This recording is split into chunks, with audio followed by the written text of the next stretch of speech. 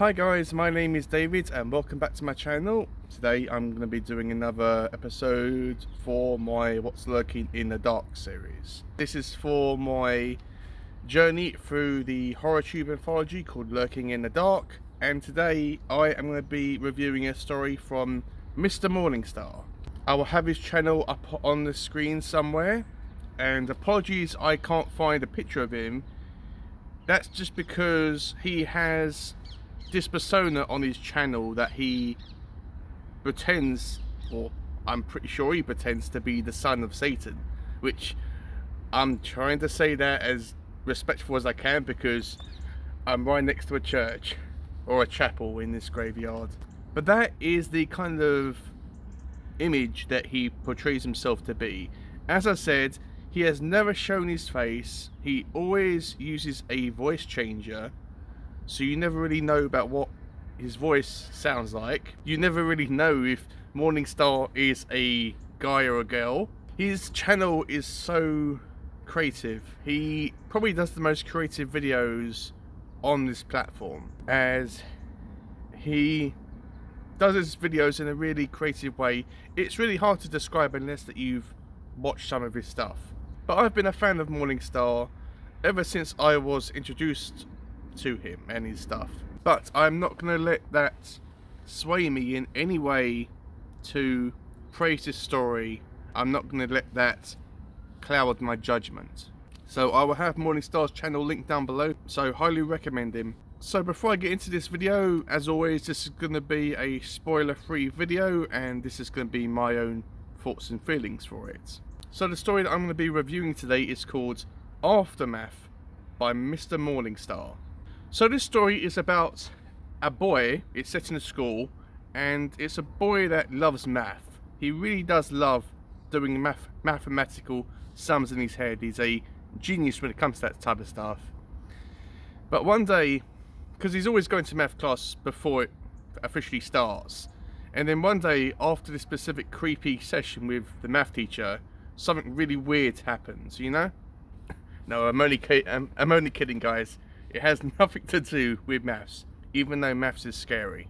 All seriousness, guys, this is about a man who is a crime scene cleanup crew. He's part of a cleanup crew for these people that have committed all these murders or suicides or suicidal murders.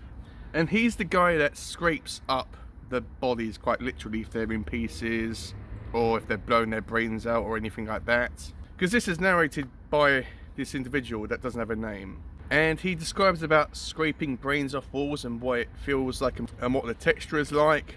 I wouldn't say that he likes his job or enjoys it, but it's his job and he has to put up with it, and yeah, I suppose he gets some enjoyment out of it. I mean, why the hell would he still keep on doing it?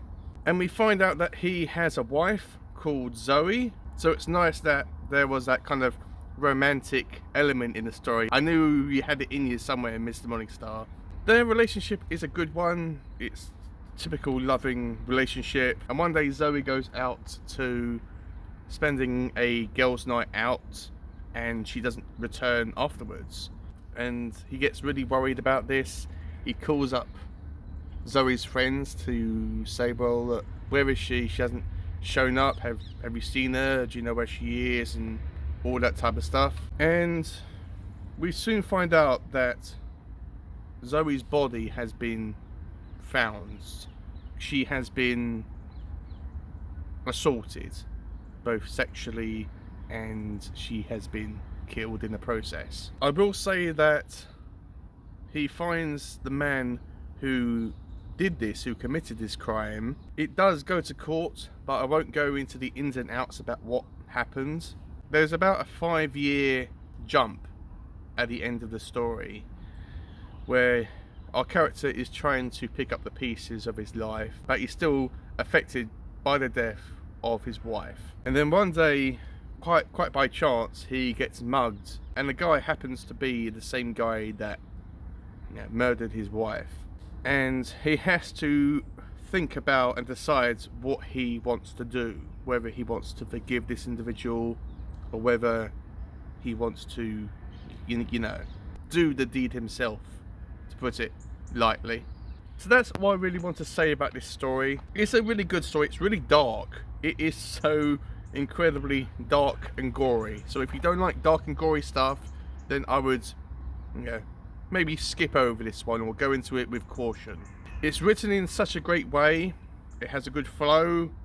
Yes, it wasn't perfect. I could nitpick this book to bits, or this story to bits rather, and say, oh well, you know, this word didn't really work well. But if you swap these two words around, then it would, you know, roll off the tongue better.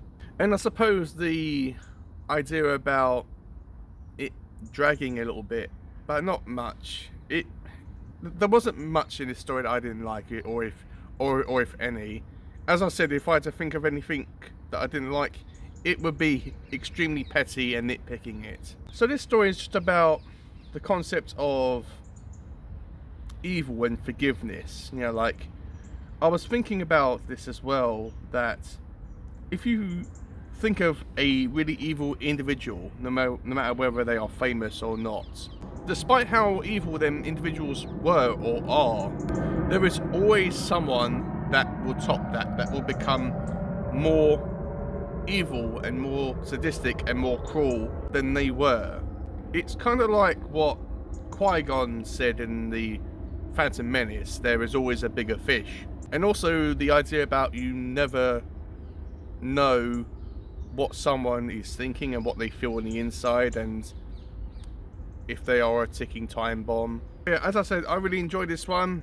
I am going to rate this a 5 stars out of 5. Yes, this story was my first 5-star read for Halloween, and I really do mean that. This story was awesome. So guys, that's all I had to say. Thank you for watching this episode. If you have just watched this episode, please check out my playlist where I'm going all through the stories from this wonderful anthology one by one and reviewing them separately. So please check out the playlist and watch the other videos and episodes if you haven't done so. But yeah, that's all I had to say guys, so I will see you in my next one.